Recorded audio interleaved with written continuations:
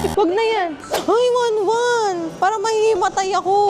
Eto, perfect. Ito, cute to. Ito din cute. Ang hirap naman mamili. Ano ba yan? Samahan niyo akong bumili ng tiles for our new home at ma-overwhelm sa dami ng options. We decided na dito sa Wilcon Depot bumili ng tiles kasi bukod sa ito yung pinakamalapit sa amin, dito rin ako nakakita ng magagandang tiles na bet ko. Yung mga tiles na kailangan naming bilhin is for the living room, bedroom, kitchen, laundry, CR, terrace. Actually, para sa buong bahay, sinabay-sabay na namin para isang bayad na lang din sa delivery. Miss May assisted us and very accommodating naman sila here. She also gave suggestions sa mga tiles kapag medyo nalilito na ako at siya pa mismo yung nagbubuhat ng mga tiles para lang ma-make sure na magma-match yung mga gusto ko.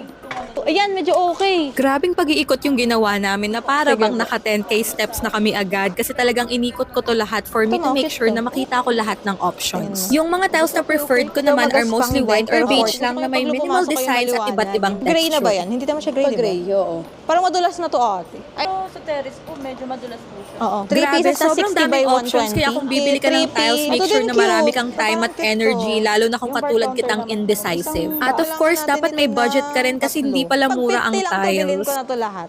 Pricey. Mahal naman to. Yung kilo ng grout ang kailangan ko. Ang kilo lang. Sige, sige. Sige, ito na lang. Dito pwede ng 3? Hindi po. Oh, sige, okay na yun. Wag na yun. Hindi pala maganda yan, ayoko niyan. Magmamatch doon sa ano ko. Sige, okay na yun, ate. Huwag ka na kasi titingin. Ayoko na nga tawingin. Nalilito ako. Tingin mo makakamagkano ako? O, 60? Feeling ko 80. Ikaw, Jeff? Ano? Mga 75 siguro. Oh, 75. Tumawad pa. After a few hours of pag-iikot at paghimas-himas sa tiles, nakumpleto na namin ang aming checklist. So, nag-ikot muna kami sa ibang part ng Wilcon while Miss May checks yung mga stocks ng choices namin. Mga white-white. Ito ata yun. Regaluan mo ako ng oven. Magbe-bake-bake na ako. Jeff, pag lumipat tayo ng bahay, bilan mo ako nito. Magbe-bake ako ng mga ano. Magastos ba, nak? Go! Medyo nasad nga ako kasi yung wall tiles na pinakagusto ko is unfortunately out of stock. So I looked again for other options and by this time, Talaga, may ganun litong-lito na kaliit na talaga pwesto. ako kasi I already have that specific design in mind at ito talaga yung nagpatagal sa amin. Eventually, nakahanap rin naman kami ng alternative design and of course, bayaran time na.